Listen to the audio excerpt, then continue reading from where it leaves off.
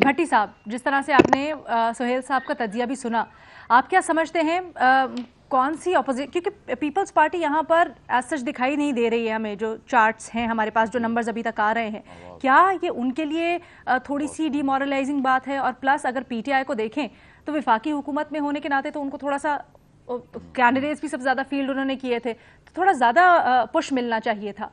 क्या उनके लिए भी एक क्वेश्चन मार्क है? देखिए मैडम शेख, सबसे पहले बात जो सुहेल साहब ने बात की कि कोई 2018 के इलेक्शन के जैसा ही ट्रेंड है, नहीं उस जैसा ट्रेंड नहीं है। मैं इस ट्रेंड, वो उससे मुख्तलिफ ट्रेंड है। कैसे कि पहली बड़ी पार्टी है पाकिस्तान तहरीक इंसाफ, दो तीन सीटें कर लें, एक सीट कर लें। दूसरी बड़ी पार्टी है नून लीग। तीसरी बड़ी पार्टी है आज़ाद उम्मीदवार। तीसरी बड़ी पार्टी आज़ाद उम्मीदवार हैं। ये ट्रेंड 2018 में नहीं था, इतने आज़ाद उम्मीदवार नहीं जीते थे। तो ये इस मर्तबा ये लाताल्लुकी भी हो सकती है इन सियासी जमातों से, ये बेजारी भी हो सकती है, ये सारों से मायूसी भी हो सकती है, और ये अच्छे कैंडिडेट भी हो सकते हैं कि वो अच्छे कैंडिडेट थे, आज़ाद उम्मीदवार, वो जीत गए। मैडम शेख, अगर सोचा जाए और अगर कोई खुद एहतसाबी करना चाहे तो सब के लिए वो सबको सोचना पड़ेगा, सबको सोचना चाहिए इस पे कि सबसे पहले तो मेरे प्यारे मौलाना साहब को सोचना चाहिए।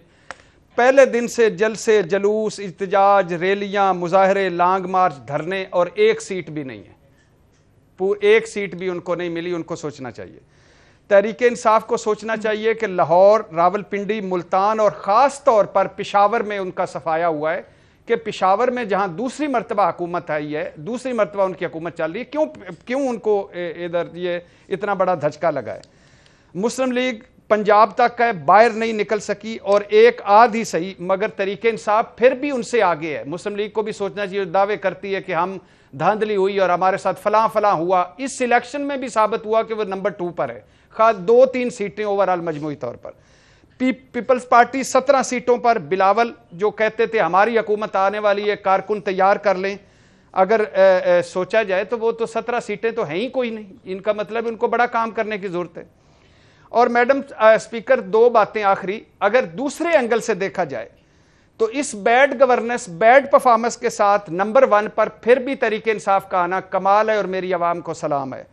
इस मफरूरीपन, इस इश्तिहारीपन, इस डीलों और ढीलों के बाद नून लीग की इतनी सीटें और इस कन्फ्यूजन बयानिए के बाद और इस गुड काप और बैड काप के बाद नून लीग का इतना आना कमाल है, मेरी आवाम को सलाम।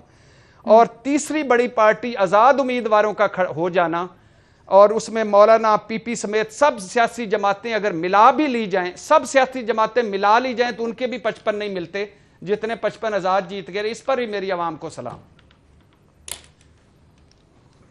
ठीक है। अच्छा, मैं बाकी तजियाकारों की राय भी, लेकिन क्योंकि सुहेल वड़ायत साहब खास तौर पर इस सब्जेक्ट के ऊपर उबू रखते हैं, इसलिए सुहेल साहब आपको ज़रा ज़्यादा आज हम जहमत देंगे।